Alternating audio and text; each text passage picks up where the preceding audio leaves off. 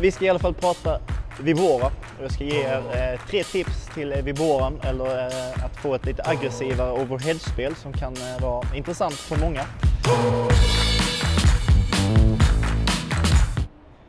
Jo, men vi får nu börja prata om vad som är skillnaden på en bandeja och Vibora. Som utgångspunkt, skillnaden är egentligen vilken spin vi sätter på bollen. Den klassiska bandejan så träffar vi bollen så att vi ger den en backspin eller en underskruv som det hade hetat i bordtennisen.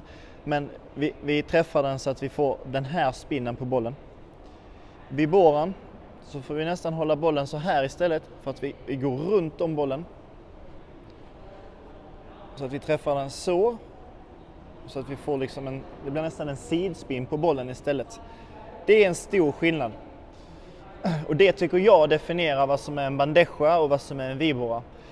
Det jag tycker är lite olyckligt, det är att det spelar inte så stor roll, för mig i alla fall, vad som är en bandeja eller Vibora så länge man har slaget, att man har en overhead som man kan lugna ner spelet med, som är djupare, som är lugnare, som gör jobbet för att hålla motståndarna bak, och att man har en overhead som man kan accelerera, nypa till med när man står rätt och ha som ett överraskningsmoment till motståndarna, eller bara ett verktyg i lådan som visar att motståndarna måste hela tiden tänka till när de lobbar för att de inte ska få jobbiga bollar emot sig. Det tycker jag är det viktigaste att man har istället för att prata om vad som är vad. Trenden är definitivt att man går mer runt om bollen nu än att vi hamnar under. Padden har blivit aggressivare, spelarna är bättre och bättre tränade, mer och mer fysiska. Materialet är vassare än vad det var för några år sedan, vilket gör att Viboran används mer och mer och mer. Och den spinnen på bollen istället för den rena backspinnen eller träffen under bollen. Så de 3 tipsen då som jag skulle vilja dela med mig av. Vi pratade om träffen på bollen, och för att få till den där träffen på bollen så är det då, för att få effekt på Viboran så är det en samverkan där vi egentligen rättar ut armen, som vi förbereder den med 90 grader. Här, där, så kan vi få effekt sen när vi kastar loss armen. Det tillsammans med att eventuellt ändra över greppet till lite backhandgrepp så att det blir lättare för oss att gå runt bollen. Där så kan vi få en bättre spin, mer effekt än när vi spelar med en stelare arm. Så mitt tips nummer 1 är att träna på den här förberedelsen där vi laddar här inifrån. Ni ser många toppspelare som förbereder så, för att därifrån kan vi också gå den vägen om vi ska kicka bollen. Så här, 90.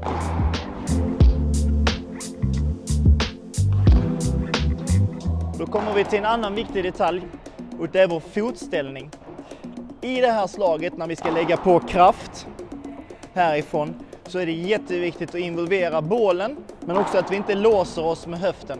Hamnar vi här så kommer vi bli tvungna att spela runt oss själva, och vår rörelse tar stopp, kroppen säger emot. Här tycker jag och jobbar efter, vi har vår förberedelse, vi lägger upp racket, när vi kommer bak till bollen, vi öppnar upp höften, vi får till en spänning i denna diagonalen här. Här, och nu har jag öppnat upp så att jag kan spela över hela banan därifrån. Sen kan jag vara lite bakom, det är inga problem i träffen. Men om jag är här framme kommer det bli lättare för mig att spela med kraft. Därifrån, att vi hela tiden har bollen utåt, torson utåt, för att i träffen gå över med höften och sen följer racket över så att vi hämtar kraften ifrån bålen och benen som är de starkaste delarna av kroppen.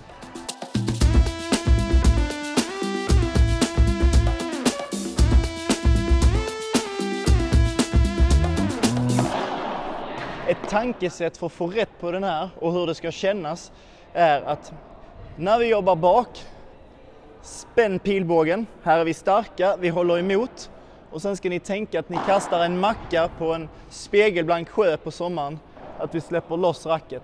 Så härifrån, starka, Sen blir vi avslappnade i armen och släpper igenom. Så att vi ser framför oss hur vi skickar iväg racket, men det är egentligen bollen vi skickar iväg. Så ska det kännas.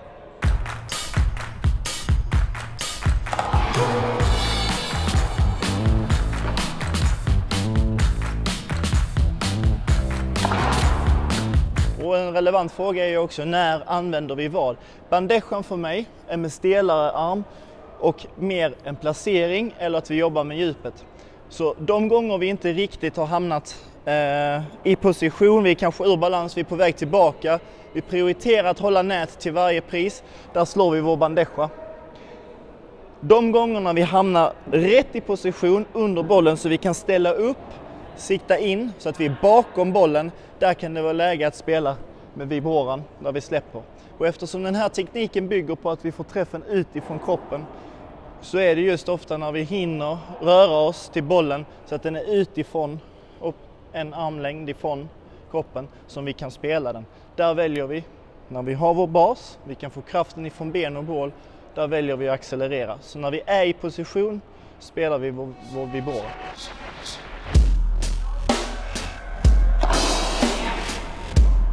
Ett läge också för när kanske bandejan är att föredra framför vibroran, eftersom det bygger på rätt så mycket touch och timing.